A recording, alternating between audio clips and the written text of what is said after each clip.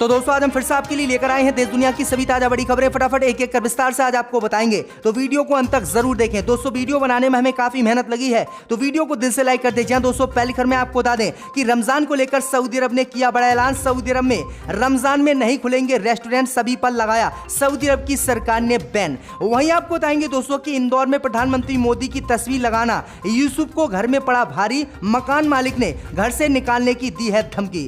वहीं आपको बताएंगे दोस्तों कि भाजपा नेता सीटी रवि ने हलाला मीट को बताया आर्थिक जिहाद, कहा मुसलमान क्यों नहीं खरीदते हिंदुओं से मीट।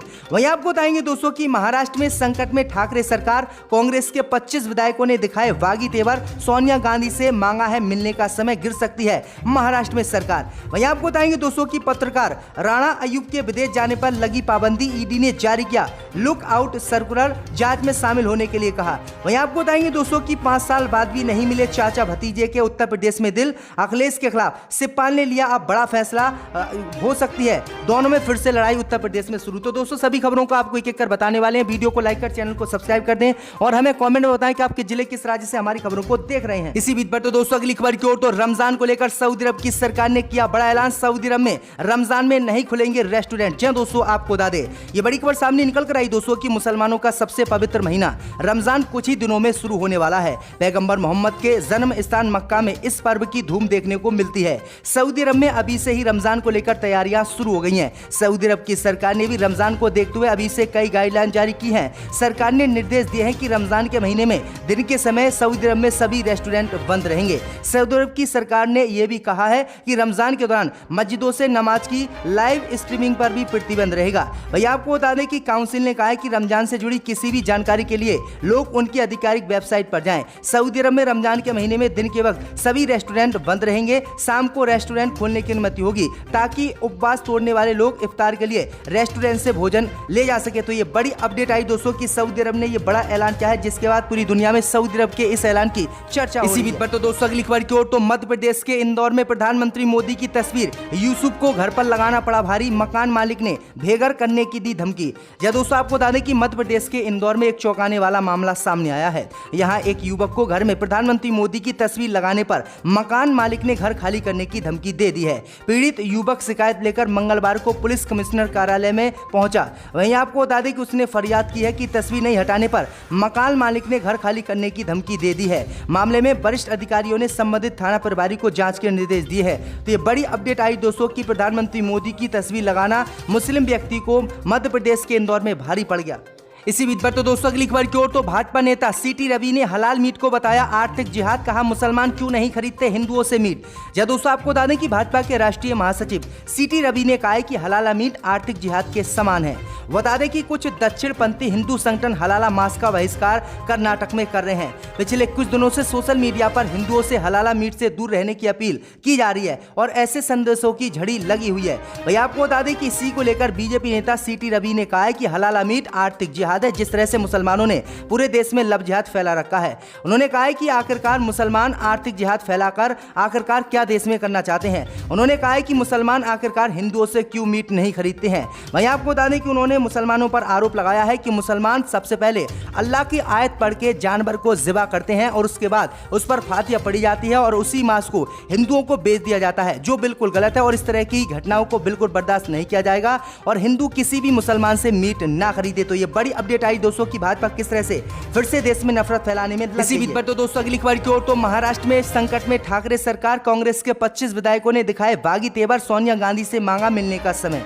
जब दोस्तों आपको बता दें कि महाराष्ट्र में कांग्रेस, एनसीपी और शिवसेना गठबंधन की सरकार चल रही है। उद्धव ठाकरे इस सरकार के मुखिया हैं। महाराष्ट्र के सियासी गलियारों से 3 दलों के बीच तकरार की खबरें लगातार आ रही है। अब खबर आ रही कि महाराष्ट्र के कम से कम 25 कांग्रेस विधायकों ने महाविकास अघाड़ी सरकार के खिलाफ मोर्चा महाराष्ट्र में खोल दिया है। उन्होंने कांग्रेस के मंत्रियों के खिलाफ ही शिकायत करने के लिए पार्टी अध्यक्ष सोनिया गांधी से मिलने का समय मांगा है। उनका आरोप है कि उनकी ही पार्टी के मंत्री उनकी चिंता का जवाब नहीं दे रहे हैं। विधायकों ने एक पत्र में सोनिया गांधी से चीजों को ठीक करने के लिए हस्तक्षेप करने का आग्रह किया है। तो ये बड़ी अपडेट आ रही दोस्तों कि महाराष्ट्र में अब कांग्रेस और उद्धव ठाकरे की सरकार संकट में आ गई है। इसी बीच पर तो दोस्तों अगली खबर की ओर, तो बापू के खिलाफ टिप्पणी के मामले में राजद्रोह में गिरफ्तार कालीचरण महाराज के खिलाफ चालान पेश। जी दोस्तों, आपको बता दें कि राष्ट्रपिता महात्मा गांधी के खिलाफ विवादित टिप्पणी के मामले में राजद्रोह की धाराओं के तहत गिरफ्तार आरोपी कालीचरण महाराज के खिलाफ पुलिस ने मंगलवार को चालान पेश किया है। यह चालान रायपुर कोर्ट में टिकरापारा पुलिस ने पेश किया है। उल्लेखनीय है कि किसी भी मामले में 90 दिन के भीतर चालान पेश करने की बाध्यता होती है।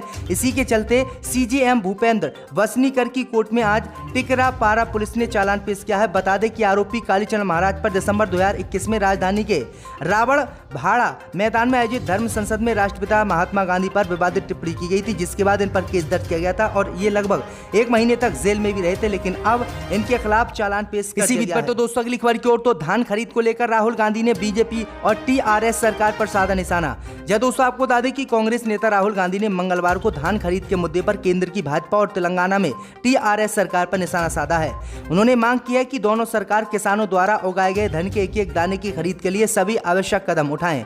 उन्होंने कहा है कि यह शर्मनाक है कि केंद्र में भारतीय जनता पार्टी की सरकार और राज्य में तेलंगाना राष्ट्र समिति धान की खरीद के अपने नैतिक कर्तव्यों की अनदेखी कर किसानों की मेहनत पर राजनीति कर रही है। कांग्रेस सांसद ने धान खरीद के मुद्दे पर तेलंगु में ट्वीट किया। राहुल गांधी ने कहा कि दोनों सरकार को अपनी किसान विरोधी नीतियों के जरिए किसानों के लिए समस्या पैदा करना बंद करना चाहिए और किसानों द्वारा उगाए गए हर अनाज को खरीदना चाहिए। तो ये बड़ी अपडेट आई दोस्तों कि राहुल गांधी ने ये बड़ा हमला जो है आज अपनी विपक्षी पार्टी पर बोला है। इसी बीच पर तो दोस्तों अगली खबर की ओर, तो पत्रकार राणा अयूब के विदेश जाने पर पाबंदी, ईडी ने जारी किया लुक आउट सर्कुलर, जांच में शामिल होने के लिए कहा। जब दोस्तों आपको बता दें कि ईडी द्वारा पत्रकार राणा अयूब के खिलाफ जारी लुक आउट सर्कुलर के मद्देनजर उन्हें मंगलवार को मुंबई अंतर्राष्ट्रीय हवाई अड्डे पर अधिकारियों ने विदेश रवाना होने से रोक दिया है। अधिकारियों ने ये जानकारी दी है। केंद्रीय जांच एजेंसी अयूब के खिलाफ धन शोधन के एक मामले में उनसे पूछताछ करना चाहती है और उनका बयान दर्ज करना चाहती है।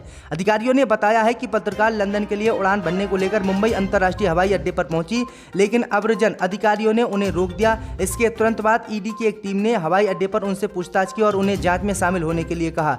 समझा जाता है कि अयूब को 1 अप्रैल को ईडी के कार्यालय में पेश होने के लिए कहा गया है। अधिकारियों ने कहा है कि ईडी ने पूर्व में उन्हें समन भी जारी किया था। एजेंसी ने इस साल की शुरुआत में बैंक में जमा 1.77 करोड़ रुपए से अधिक की धनराशि अस्थायी रूप से जब्त कर ली थी। तो ये बड़ी अपडेट। इसी बीच पर तो दोस्तों अगली खबर की ओर, तो 5 साल बाद भी नहीं मिले चाचा भतीजे के दिल, अखिलेश के खिलाफ शिवपाल ने लिया अब बड़ा फैसला। जी दोस्तों आपको बता दें ये बड़ी खबर सामने निकल कर आई दोस्तों की समाजवादी पार्टी के वारिस बनने के मुद्दे पर मुलायम सिंह यादव कुनबे में 5 साल पहले शुरू हुई राजनीतिक अदावत अब भी जारी है।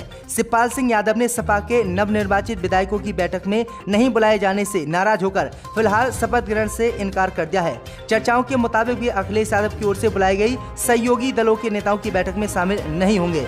समाजवादी पार्टी के अध्यक्ष अखिलेश यादव ने हाल ही में यूपी असेंबली का चुनाव जीतने वाले पार्टी के विधायकों की बैठक बुलाई थी। इस बैठक में अखिलेश यादव को पार्टी के विधायक दल का नेता चुना गया। शिवपाल सिंह यादव इस बैठक के बाद से अखिलेश यादव पर भड़के हुए हैं। उनका कहना है कि वे जसवंत नगर सीट से एसपी के टिकट पर जीते हैं, इसलिए उन्हें भी इस बैठक में बुलाया जाना चाहिए था। तो ये बड़ी अपडेट आई दोस्तों की एक बार फिर से चाचा भतीजे में लड़ाई उत्तर प्रदेश में शुरू हो गई। इसी बीच पर तो दोस्तों अगली खबर की ओर, तो अरविंद केजरीवाल ने किया दावा, कहा मैंने 233 कश्मीरी पंडितों को दिल्ली में दी नौकरी। जब दोस्तों आपको बता दें कि दिल्ली के मुख्यमंत्री अरविंद केजरीवाल ने दिल्ली विधानसभा में कश्मीरी पंडितों का मजाक उड़ाते हुए विवेक अग्निहोत्री की फिल्म द कश्मीर फाइल को भाजपा समर्थित और झूठी फिल्म कहा था। यही नहीं, विधानसभा में फिल्म को दिल्ली में टैक्स फ्री करने के मुद्दे पर केजरीवाल ने इसे यूट्यूब पर डालने की सलाह दी थी, जिसके बाद वह और उनके पार्टी के नेता जोर शोर से ठहाके लगाते हुए नजर आए थे।